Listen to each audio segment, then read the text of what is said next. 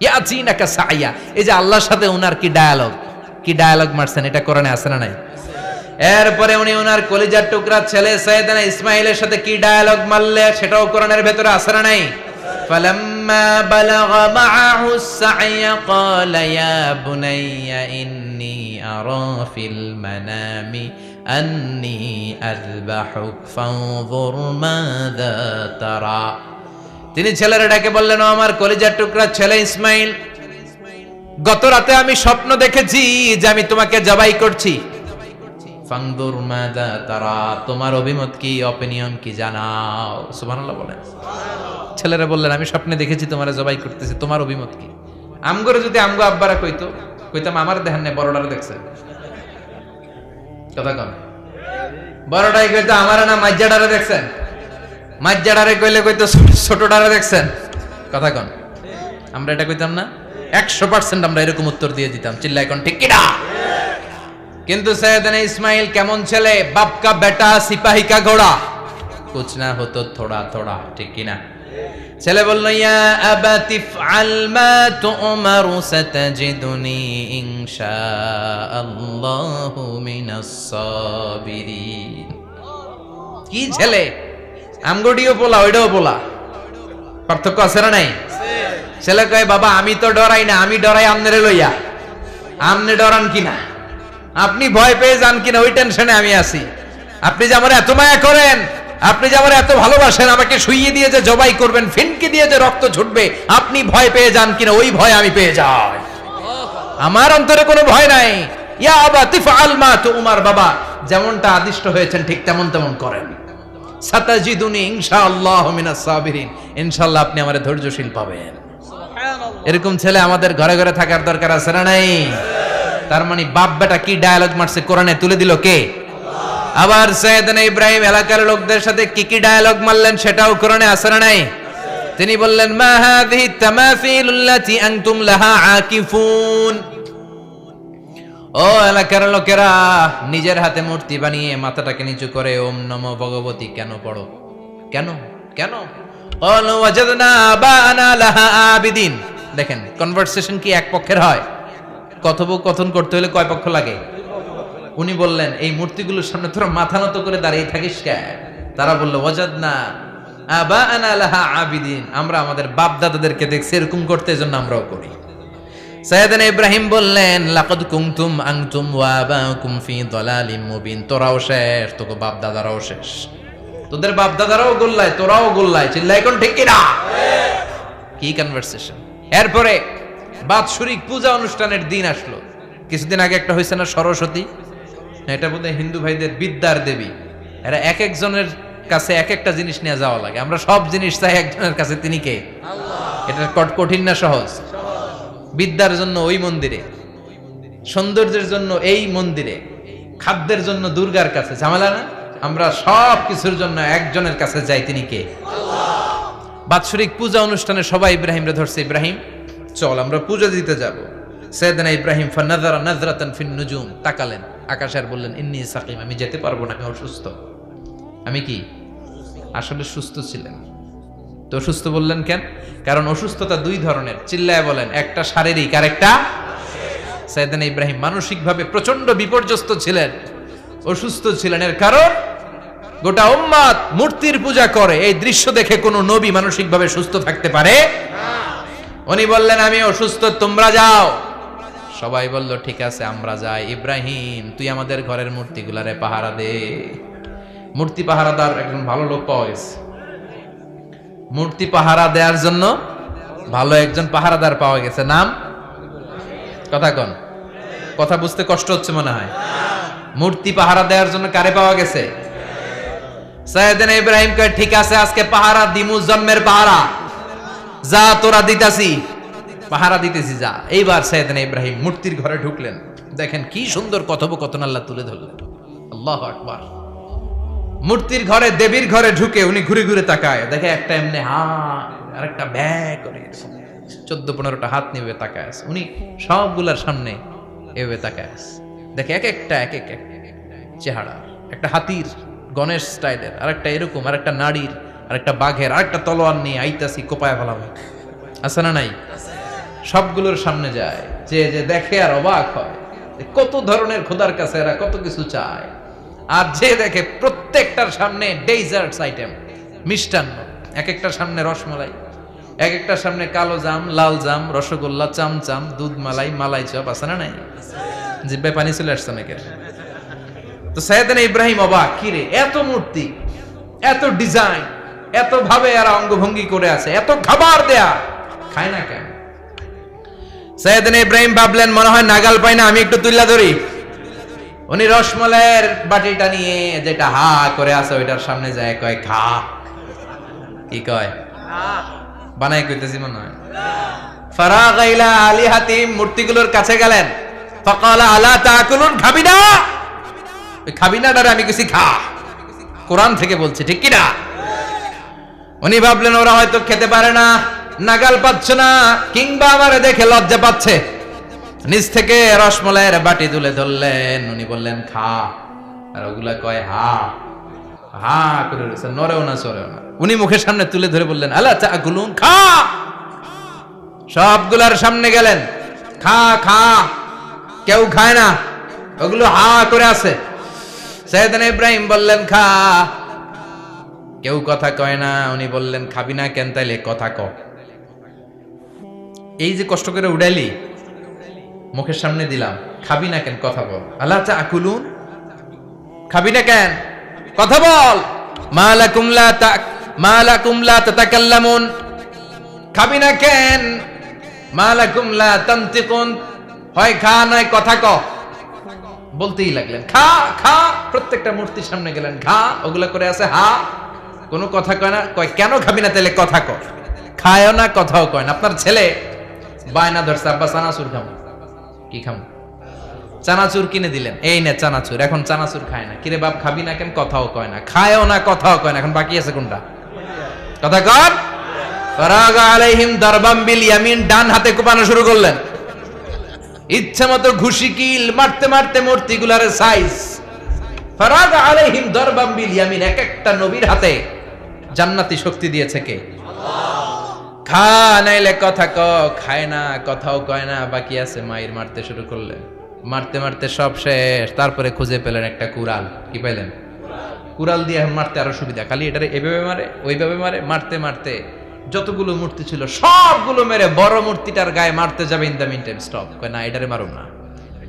ফাজআলাহুম জুদাদান, সবগুলারে টুকরা টুকরা। ইল্লা কাবীর আল্লাহুম, বড়টা ছাড়া ওইটারে রেখে দিলেন। আর বুদ্ধি করে কুড়ালটারে বড়টার কাঁধে ঝুলাইয়া দিলেন, বড় মূর্তিটার কাঁধের মধ্যে ঝুলাই দিলেন। ঘটনাটা সুন্দর হয়েছে না? এখন কেমন যেন মনে হয় এটা কোপাইয়া দাঁড়া রয়েছে বাপের বেটার মতো। বড় পূজার শেষ, পূজার দিনক্ষণ শেষ। বিকেল বেলা পূজা মণ্ডপ থেকে সব এসে দেখে সর্বনাশ। পাহারাদার ইব্রাহিম কই? আনতা ফাআলতা হাযা বিআলিহাতিনা ইয়া ইব্রাহিম। ইব্রাহিম সর্বনাশ কে কইছে? তুই কইছত নি? কই আইনো, বড়টাই কইছে, ওইটারে জিজ্ঞেস করো। বাল ফাআলাহু কাবীরুহুম হাযা ফাসআলুহুম ইন কানু ইয়ানতিকুন, কোরআন থেকে বলছি, আমি করি নাই। ওই দেখ কুড়ালটা কার কান্দে? বড়টার কান্দে, ওইটারে জিগা। সবাই কয় খাইছে। সবাই বলে ইব্রাহিম তুমি কি জানো না এগুলো কথা বলে না? সাইয়েদনা ইব্রাহিম বলে যে এটা কথা কয় না, ওইটার পূজা করস কেন? যেটা কথা বলে না, যেটা নিজেরাই নিজেদেরকে মায়ের থেকে বাঁচাতে পারে না, নিজেরাই নিজেদেরকে রক্ষা করতে পারে না, তোরে কিভাবে রক্ষা করবে? এগুলোর পূজা কেন করিস? ফাবুহিতাল্লাযী কাফার, কারো কোনো জবাব নাই, লা জবাব। সবাইকে ইব্রাহিম তুই বড্ড বেড়ে গিয়েছিস, তোরে নমরুদের কাছে নেওয়া হবে, রশি দিয়ে পেঁচিয়ে নমরুদের কাছে নেওয়া হলো। নমরুদের নাম শুনছেন? শোনেন নাই বোধহয়? শোনেন নাই? পৃথিবীতে 4 জন বাদশা ছিল, যারা গোটা বিশ্বের বাদশা। গোটা বিশ্বের 2 জন কাফের, 2 জন মুমিন। মুসলমানের একজন হচ্ছে যুলকারনাইন, আরেকজন হচ্ছে সাইয়েদনা সুলাইমান। কাফেরের একজন হচ্ছে বাখতানাসার, আরেকজন হচ্ছে নমরুদ। এই নমরুদের কাছে নিয়ে যাওয়া হলো রশি দিয়ে বেঁধে। এবার নমরুদের সাথে কি ডায়ালগ মারছে এটা তো আর কোরআনে নাই। কথা কন, এটাও আছে। নমরুদ বলে ইব্রাহিম শুনলাম তুমি নাকি আমাদের খোদাগুলোরে মারছো, তুমি নাকি কোন আল্লাহর ইবাদত করো, তুমি নাকি কোন নতুন রবের তথ্য নিয়ে আমাদের বাবেল নগরীতে আগমন করেছ। আমি ছাড়া কোনো খোদা আছে বলে তো আমি শুনি নাই। এই বাবেল নগরীতে আমি ছাড়া কোনো খোদা আছে আজকে নতুন শুনলাম। কে তোমার খোদা? কি তার পাওয়া? এবার ডায়ালগ মারা শুরু করলেন সাইয়েদনা ইব্রাহিম। সাইয়েদনা ইব্রাহিম বললেন, রব্বি আল্লাযী ইউহয়ী ওয়া ইউমীত। আমার রব এমন রব যিনি জীবন দেয় আবার মরণও দেয়। জীবন দেয় কে? মরণ দেয় কে? নমরুদ বলে, তাই তোমার আল্লাহ জীবন দেয় মরণ দেয়? আনা উহয়ী ওয়া উমীত। এবার নমরুদ ডায়ালগ মারতেছে, খালি ডায়ালগ। আনা উহয়ী ওয়া উমীত, আমিও তো জীবন দেই, আমিও তো মরণ দেই। সাইয়েদনা ইব্রাহিম বললেন, তুমিও যদি আমার আল্লাহর মতো জীবন দাও মরণ দাও তাইলে দেখাও। নমরুদ জেলখানা থেকে দুইজন ফাঁসির আসামিকে ধরে আনলো। ধরে এনে একটা ধারালো ছুরি নিয়ে প্রথম আসামির পেটের ভিতরে ধা করে ছুরিটা ভরে দিয়েছে।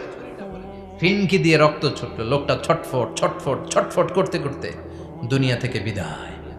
এবার পেট থেকে ছুরিটা বের করে দ্বিতীয় আসামির পেটের মধ্যে ঢুকাতে যাবে ধা করে। In the meantime stop, ঢুকায় নাই। পেটে ঢুকাইতে যে ঢুকায় নাই। কয়, ইব্রাহিম এই যে দেখো, তোমার সামনে প্রথম লোকটারে আমি জীবন মৃত্যু দিলাম, আর এটারে মৃত্যুর পথ থেকে বাঁচাই এটারে আমি জীবন দিলাম। প্রথমটারে দিলাম জীবন, পরেরটারে দিলাম, প্রথমটারে দিলাম মরণ, পরেরটারে দিলাম জীবন। তোমার রব যে যেরকম করে জীবন দেয় আর মৃত্যু দেয়, আমিও জীবন দেই, আমিও মৃত্যু দেই। চিল্লায় পড়েন নাউযুবিল্লাহ। সাইয়েদনা ইব্রাহিম বিপদে পড়ে গেলেন। তাই তো, আসলেই তো প্রথম লোকটারে মৃত্যু দিল, দেয় নাই? কথা কন, ছুরি মেরে রক্ত বের করে ওর মৃত্যু দেয় নাই? পরের লোকটারও একই ভাবে মৃত্যু দিতে যে সেখান থেকে বাঁচিয়ে জীবন দিল। ভেজাল আছে না নাই? এবার সাইয়েদনা ইব্রাহিম বলে, ফাইন্নাল্লাহা ইয়াতি বিশ-শামসি মিনাল মাশরিকি ফাআতি বিহা মিনাল মাগরিবি ফাবুহিতাল্লাযী কাফার। সাইয়েদনা ইব্রাহিম বললেন, বুঝলাম তুমি আমার আল্লাহর মতো জীবন দাও, বুঝলাম তুমি আমার আল্লাহর মতো মরণ দাও, কিন্তু নমরুদ খেয়াল করে শোনো, আমার আল্লাহ প্রতিদিন সকাল বেলায় পূব আকাশ থেকে জল জলে সূর্যটা উঠায়। তোমার যদি এরকম কোন ক্ষমতা থাকে, তুমি আগামীকাল সকাল থেকে পূর্ব দিক থেকে সূর্য না উঠিয়ে পশ্চিম দিক থেকে সূর্যটা উঠাও। ফাবুহিতাল্লাযী কাফার। এবার ধরা গেছে, এবার জায়গার মধ্যে ধরা, একেবারে স্টপ, লা জবাব। নমরুদের মুখে কোনো জবাব নাই। এবার নমরুদের মেজাজ নরম নাকি গরম? কথা কন। গরম মেজাজ নিয়ে কয়, হাররিকু, এটারে আগুনে জ্বালা, এটারে আগুনে ফেল। নমরুদ বুঝে নাই যে আগুনের মালিক কে। বিশাল আগুনের কুণ্ডলি পাকিয়ে সাইয়েদনা ইব্রাহিমকে আগুনের মধ্যে ফেলে দেয়া হলো। হাতের মধ্যে রশি, পায়ের মধ্যে রশি, সারা দেহের মধ্যে রশি পেঁচিয়ে আগুনের কুণ্ডলিতে ফেলে দেয়া হলো। মুহূর্তের মধ্যে আগুনের প্রজ্বলন শক্তি ওই রশিগুলোকে জ্বালিয়ে পুড়িয়ে সারখার করে দেয়, কিন্তু সাইয়েদনা ইব্রাহিমের দেহের একটা পশমও জ্বালায় না। যে রশি দিয়ে টাইট করে বাঁধছে, ওনার দেহের সাথে লাগানো টাচ করা রশি, ওই রশি জ্বলে যায়, কিন্তু সাইয়েদনা ইব্রাহিমের পশম জ্বলে না। চিল্লায় পড়েন আল্লাহু আকবার। আজ যদি তোমাদের মাঝে কেউ ইব্রাহিমের মতো ঈমান আনিতে পারো, অগ্নিকেও পুষ্প বলে পরিণত করিতে পারো। ঠিক কিনা? মুসার মতো ঈমান হলে রাস্তা হবে সাগর জলে, ইউসুফের মতো ঈমান হলে একে একে দরজা খোলে।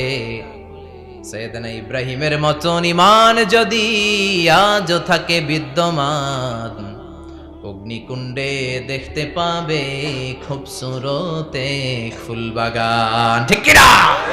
ওই ঈমানটা দরকার। ওই ঈমান যদি ঈমানের মতো হয়, আগুনের কুণ্ডলকে ফুলবাগান বানিয়ে দিবে কে? সাইয়েদনা ইব্রাহিম বসে রইলেন। নমরুদ কয়, আরো আগুন জ্বালা, এলাকার বড় বড় গাছগুলো, তক্তাগুলো কেটে আগুনের কুণ্ডলিতে ফেল। তক্তা লাকড়িগুলো আগুনের কুণ্ডলিতে ফেলা মাত্র দাউ দাউ করে লাকড়িগুলোকে, তক্তাগুলোকে আগুন জ্বালিয়ে দেয়, কিন্তু সাইয়েদনা ইব্রাহিমকে জ্বালায় না। সুবহানাল্লাহ। আগুনের মালিক কে? ওই আল্লাহ আজও আছে না নাই? তিনি আগুনরে অর্ডার করলেন, সৃষ্টির শুরু থেকে তোকে একটা ধর্ম দিয়েছি, সব জ্বালিয়ে দেয়া, পুড়িয়ে দেয়া, আজকে কয়েকদিনের জন্য তোর ধর্মটাকে আমি স্টপ করে দিলাম। চিল্লায় পড়েন আল্লাহু আকবার। কুল্লা ইয়া নারু কুনি বারদান ওয়া সালামান আলা ইব্রাহিম। আল্লাহ বললেন আগুন খবরদার, আমার ইব্রাহিমের গায়ের যেন পশম না পুড়ে যায়, কারণ ইব্রাহিমের সন্তান হবে ইসমাইল, আর ওই ইসমাইলের বংশে আমি পাঠাবো আখিরি জামানার পয়গাম্বার। ইব্রাহিমের জন্য কিছু না হয়, কোন বারদা, ঠান্ডা হয়ে যা, কি হয়ে যা, কিন্তু এত বেশি ঠান্ডা হবি না যাতে ইব্রাহিমের সর্দি না লেগে যায়। সুবহানাল্লাহ। আগুন বলে আপনি বললেন কোনি বারদা, ঠান্ডা হ, আবার কোন এত ঠান্ডা হবি না যাতে সর্দি না লাগে, কেমন ঠান্ডা হবো? আল্লাহ বললেন সালামান আলা ইব্রাহিম, সালাম হয়ে যা, শান্তির গুলবাগিচা হয়ে যা, এয়ার কন্ডিশন নাতি শীতুষ্ণ হয়ে যা। চিল্লায় পড়েন আল্লাহু আকবার। 40 দিন ছিলেন এই আগুনের কুণ্ডুলিতে, কিচ্ছু হয় না। সুবহানাল্লাহ পড়বেন না? শেষ জীবনে উনি ওনার নাতিপুতিদের সাথে গল্পের সময় বলতেন যে আমার জীবনে সবচেয়ে আরামদায়ক সময় কাটিয়েছি আমি ইব্রাহিমের আগুনের, নমরুদের আগুনের কুণ্ডুলির ভেতরে থেকে। চিল্লায় এখন সুবহানাল্লাহ। তার মানে পুরো আগুনের কুণ্ডুলির এই গুলবাগিচা বানিয়ে দিয়েছে কে? ওনার জীবনের শ্রেষ্ঠ সময় নাকি এটা, সবচেয়ে আরামসে নাকি কাটিয়েছে এই আগুনের কুণ্ডুলির ভেতরে। চিল্লায় পড়েন আল্লাহু আকবার।